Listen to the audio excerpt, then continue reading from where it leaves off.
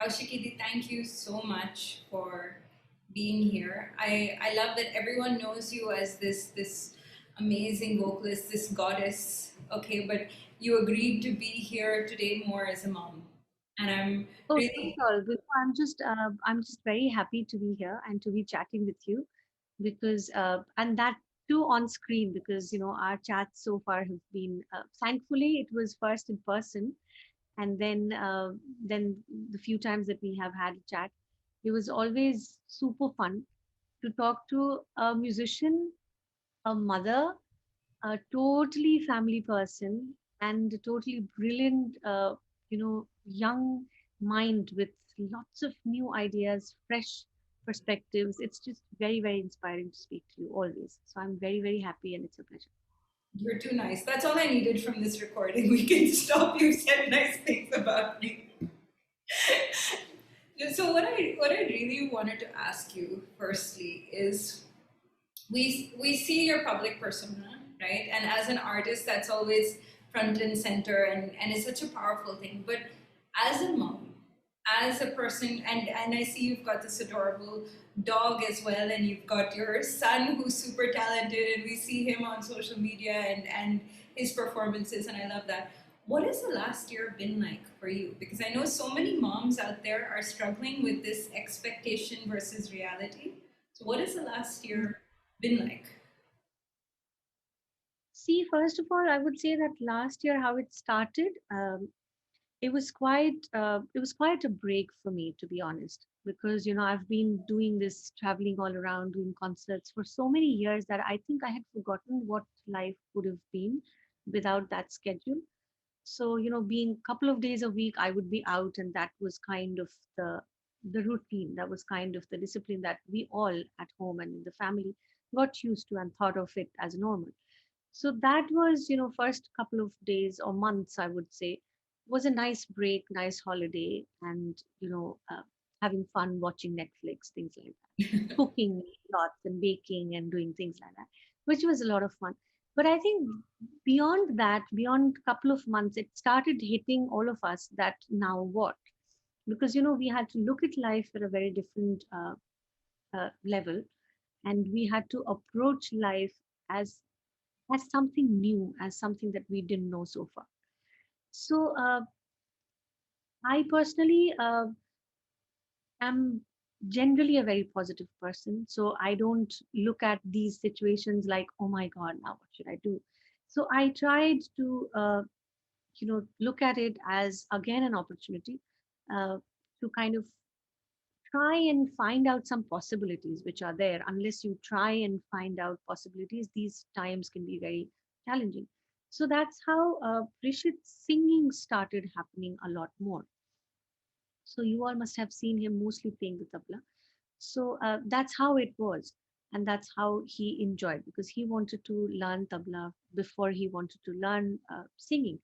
For some reason, he had this thing in mind. His dad sings, my dad sings, but somehow singing was a very girl's thing for him. Okay. Yeah, he was like, girls sing. Why should I sing? So it's like the pink color. It's like the girls' thing to do. So he never wanted to do that in the first place. And we never forced, because he wanted to, his heart is in music. So as long as that is taken care of, we were happy, whatever he was doing. So tabla was too much in center stage. But then singing started, and then I considered that as an opportunity to see whether he has the interest, he has the love, and we can kind of work on the bonding. So, and without taking the stereotypical paths of going one by one, like first sur and then, this part and that rag and things like that.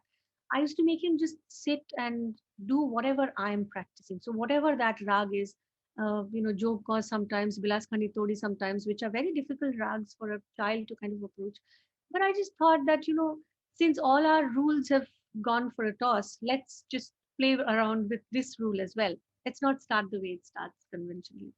So that kind of, I think that gave him an idea that uh, that he can do what I am doing. So it's not a separate kiddish thing that he has to do and he's lesser and I'm more or something like that. So that started giving him more confidence. And of course, normally he would get stuck in places, and when he would get stuck, we would rewind and go to the basics and practice that, so that he would know that, okay, if I want to sing this, I have to do the basics. So without starting from the basics, not knowing where to get, this kind of worked well for us. And he got really glued to singing more than tabla at times. So that was one thing. That was musically speaking. And we got crazy. My uh, doggy, who's like the thing going on at home at the moment. So yeah, he's the hero at the moment.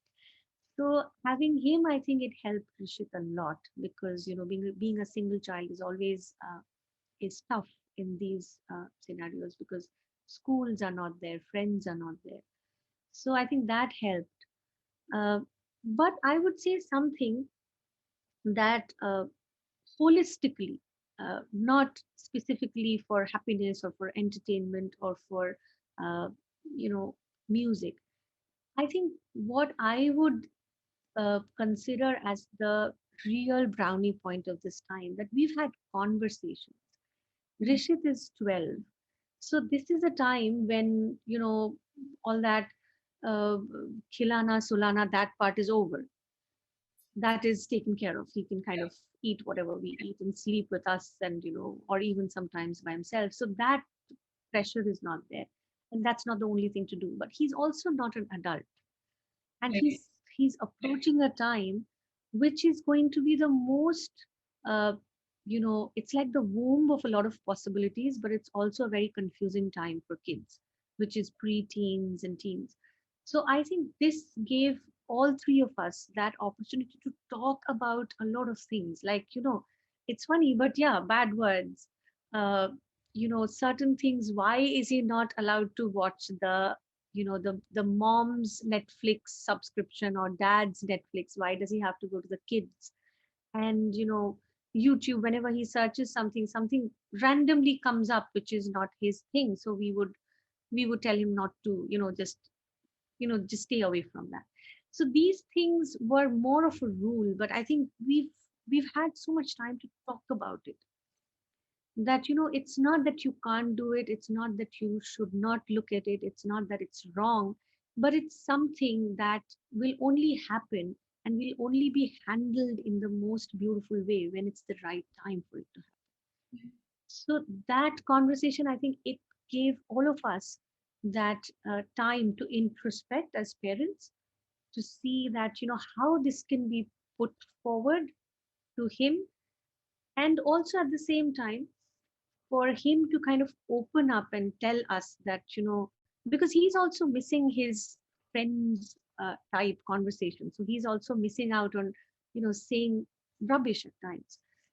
So that thing to open up, so me being the person telling him that your rubbish is welcome, it's fine, you can just talk to me, and to get to a space where, yes, there's discipline when we're doing music, there's discipline when we're studying, we try to learn languages. I tried to learn a little bit of French, and we both tried to learn a little bit of Hindi. I know the script, how to write and read, but he didn't, so we were trying to learn Hindi. And again, funnier ways, uh, fun ways to kind of learn a language. But apart from that, the general conversations have been more intense. So I think that needed that time for us, without deadlines, without traveling coming up and concerts coming up. Uh, Personally, I think I worked on my I got an opportunity to work on my motherhood more, because we don't have a textbook, we don't have a prototype, we don't have a right and wrong of how to be a mother. And it's not just giving birth to a child, it's about becoming a mother. It's like everyday discipline, it's like every day knowing what your child needs that day, and accordingly kind of align yourself. So that has been my lesson, because uh, when there's no happiness uh, input from the external world, I think I needed to teach myself first, and then communicate that to my child, that how to look for happiness within. Sometimes it's by communicating. Sometimes it's by just, uh, imagining, and just just writing an essay, both of us sitting next to each other, that what are the things that will happen, that's the most awaited things that will happen once we get over this. Right. And how to pray for everyone. I think that's one thing that we all have learned so much, that in our mandirs we just one agarbatti, one diya, something. Generally we pray for ourselves, but how to pray for everyone, how to kind of uh, the same things that we want for us, the basics: happiness, health, food, shelter, parents, uh, kids, well-being, positivity, things that we want for ourselves, how to seek that for everyone, and how to be happy that we could ask, how genuinely from one day to the other, how to make that a discipline and do it better. Yeah. That how honestly to ask for, how sincerely to ask for everyone's well-being. I think these have been uh, the best lessons. And I've always thought that a tough time teaches us much more than happy times can ever teach us. So it is getting tougher. I completely, I see myself that it's becoming more and more tough. The struggling is getting harder. But I think, the harder it gets, the harder we will try to kind of survive this and strive and look for uh, that anchor that will hold us together and give us lesser frustration and more power to pray. And I think as a mother, if I can do that, that itself will be something that Rishit can follow in the days to come. If I can't do it and tell him to do it, it's not going to work. Yeah. So I think it's first me learning, and then doing that will automatically help him understand that, this is also a way of life. I mean, so much of what you're saying, it resonates with me deeply because I think many of us have had versions of the same experience. I know when things started locking down last year, there was at the beginning this sort of hopefulness and almost excitement because it's the same. This life of a traveling musician means from November to February, you don't know what your family looks like. And the rest of the year, you see them maybe once or twice a week, and that's that. Uh, and this idea, and it had gotten to the point with Sanjeev and I that when we would both get concerts, if I was touring with Ambi or Ambi and Mahesh, either Subramaniam or Taisha the project, and he was touring with Swaratma, it would be whoever blocked the date first would go. And the other one would be on parent duty. Or if my parents were not traveling, then we could both go, and my daughter would be there. So this whole idea of everybody being together for an indefinite period of time was actually very exciting for us. And this whole like, this is our time as a family. This is our time to grow together. And we went from 2 cats to 5 cats. The sympathy of having a single child is a real thing, and we end up with these pets who are wonderful, but they also take over our lives. I resonate with you there also. So we went from 2 to 5 cats right before lockdown, and then I've always been a person who said, "Oh yeah, it's I love cooking. It's very exciting, this kind of cooking that allows you to make a mess in your kitchen for half a day, and then you come out and you put this production on the table, and then suddenly you're like, okay, no, the cleaning lady doesn't come anymore, so nothing is happening, nobody's cooking, so then you're doing this dal chawal, and I'm like, wait, this sambar doesn't taste right, so you're moving into this whole thing, and then people are calling you, oh, moms are superheroes because they're managing everything, and you're actually like, I don't want to be managing everything. But Yeah, I do yeah. think, yeah, and my daughter is 10, a couple of years younger than Rishit, but I see the same thing. This being catapulted into preteen. I'm going to say drama. I don't know what it is on your side, but in my here, this is definitely some preteen drama that we're dealing with, and this very real kind of feeling of loss of not being with her friends for a year because they love us. They love spending time with us. My daughter is Yeah. she benefits from having this whole extended family. I've got both my brothers and their family. I've got my parents nearby. My great aunt who raised us is also, so we have plenty of family, but she felt this real disconnect of not being with her friends. And then My challenge was, okay, I understand she's going through this loss. I'm grateful that I get to spend time with her, and I hope that I'm having these meaningful interactions with her, like you said, and we built some beautiful routines. We read together every morning, every night. We've made much more time together in the everyday than we've had an opportunity to do regularly. But then, when the whole world is on pause, how do you explain this to a child? One, they already have their own perceptions of it. And how much are we focusing on achievement, right? You and I both come from backgrounds where everything is hard work. We're continually, Yeah. and hard work is so important and it's so powerful. And every time somebody asks me, I always say it's hard work, and whichever area you're doing your consistent hard work in, that's what it's about. And we're living our lives in service of art, in service of other people, and then you see your own child being put in this kind of state of pause. And then for me, the conundrum is, am I telling her that she needs to learn Hindi and Kannada and do her multiplication tables? And, why aren't you practicing enough piano? Or, you really should be learning that Varnam properly. How many speeds are you singing it in? Or am I taking a step back and saying, gosh, you guys are dealing with something that we've never dealt with. So if Yeah, you need true. to spend 4 hours on Skype, or if you want to play a video game, or if you're just going to endlessly watch child settings on Netflix, it's okay. She's not allowed in my settings, right? It's the same. So Yeah, how did you deal with same that? here. This is my big struggle. So how do we balance what Yeah, we I know? I I think what even today morning, Rishit was telling me we were having breakfast, and he was telling me that, thank God that you didn't have to deal with something like this when you were 12. And I told him that thank God that, keeping us fingers crossed that you don't have to deal with this when you're 40.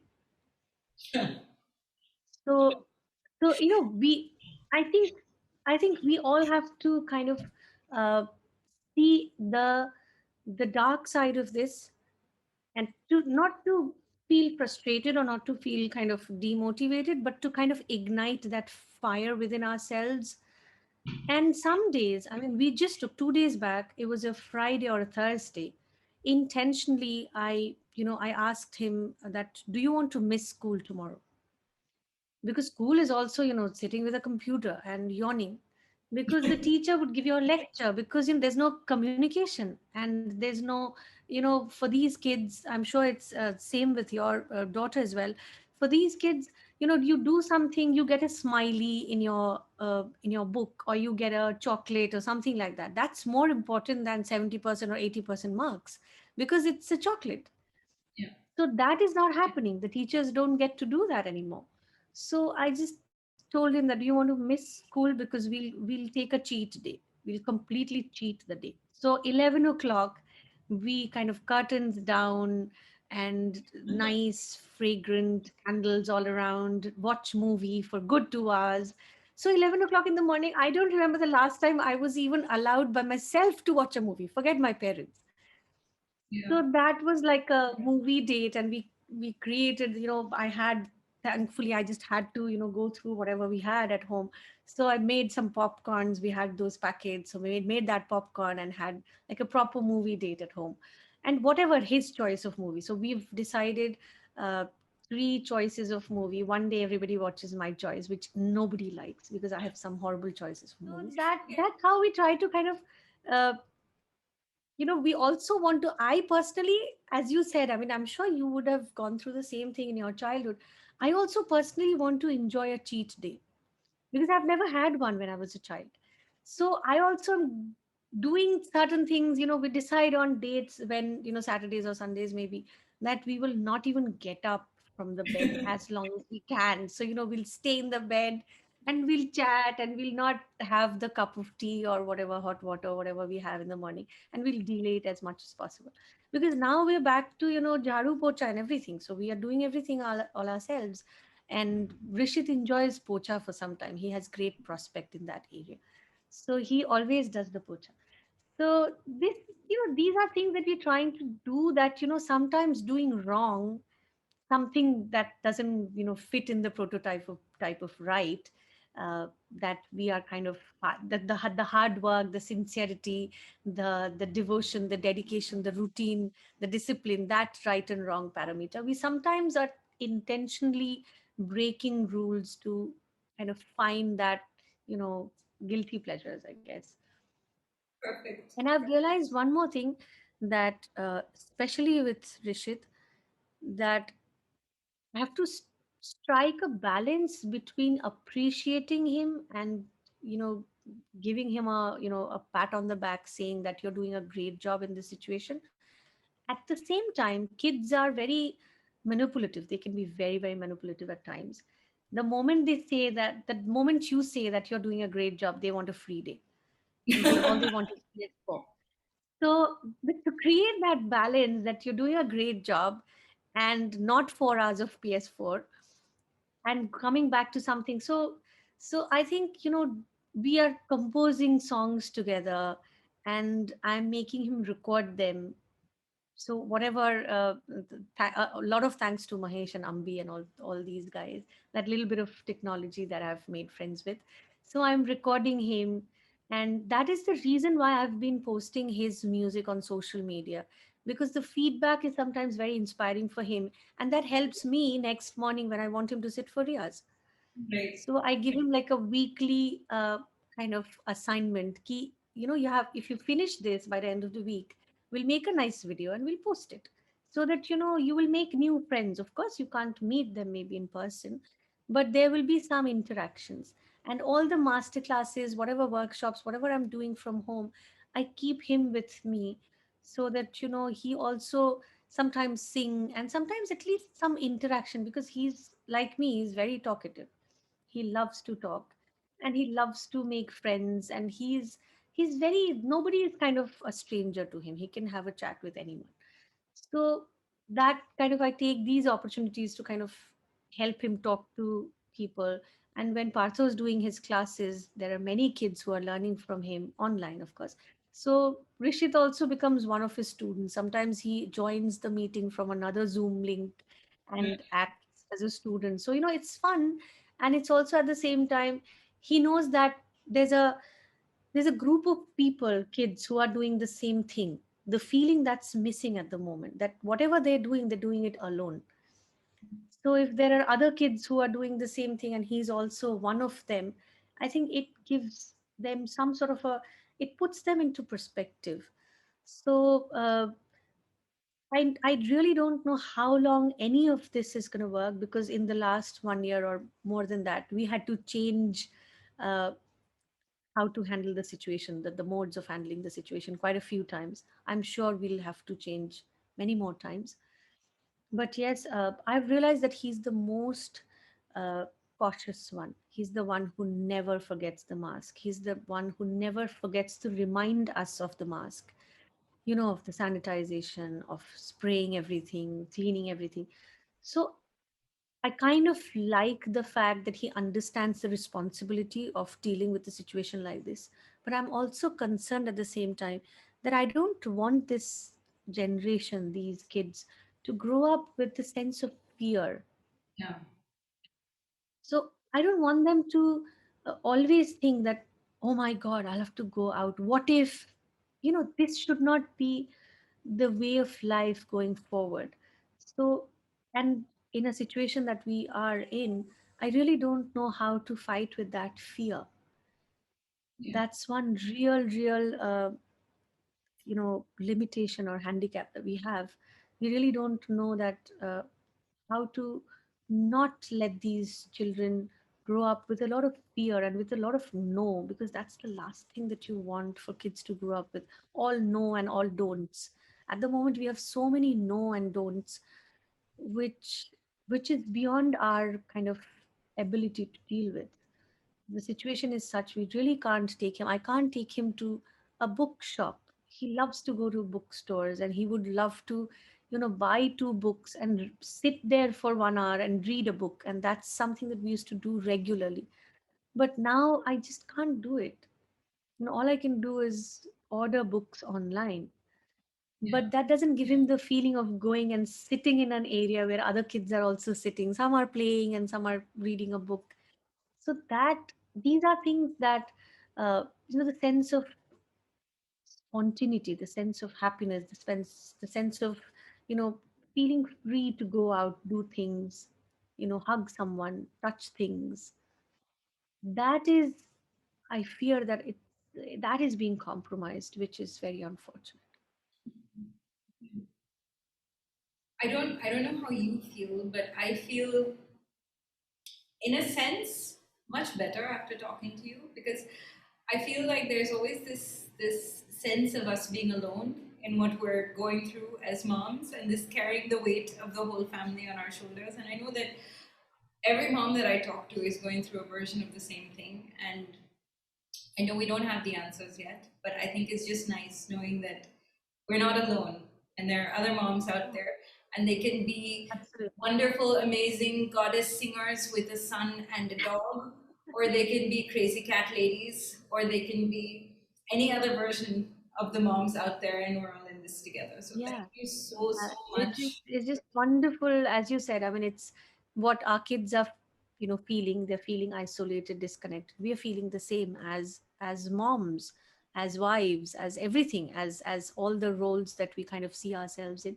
And it's very inspiring to know that there are many other moms fighting the same fight and kind of, trying to smile as beautifully as all of us can.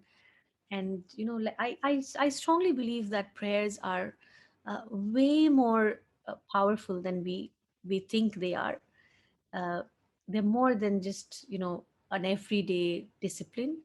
They're more powerful than that, and collective prayer is that much more powerful. So let's just pray for everything to be, uh, not, from where we come from. I'm sure you know that the concept of perfection has been so kind of, uh, like, it was always there in everything we did, like from wearing the right clothes, sitting the right way, talking to people in the correct way, because everything is being watched from a very, very, early childhood. But I think this is teaching us that, personally, I would talk about myself, that that burden that you just mentioned, of the family, of the legacy, of being a part of this legacy, who has the responsibility to take it forward. I think, uh, slowly but very steadily, some of it's being, I mean, I am shedding some of it, honestly speaking.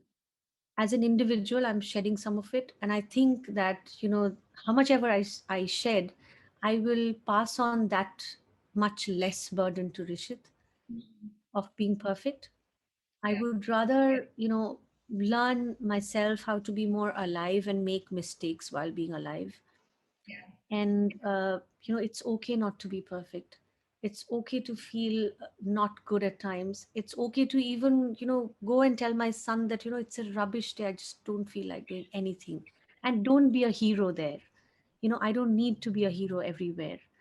And it's just, that much opening also gives me an opportunity to think that, uh, I there are certain things about my music that I don't like, and it's okay to tell myself that, even though people are saying that, it's great and it's nice, but there are things that I don't like, and I want them to change.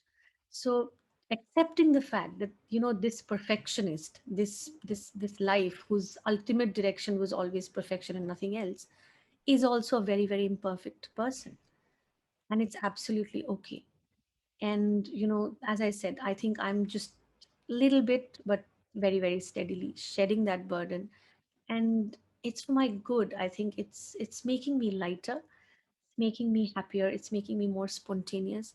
And I think it's helping me, become a better friend for Rishit, and not a set of do's and don'ts as a mother, but rather than, a co-passenger, a co-struggler, who's dealing with a situation which is unknown to all of us.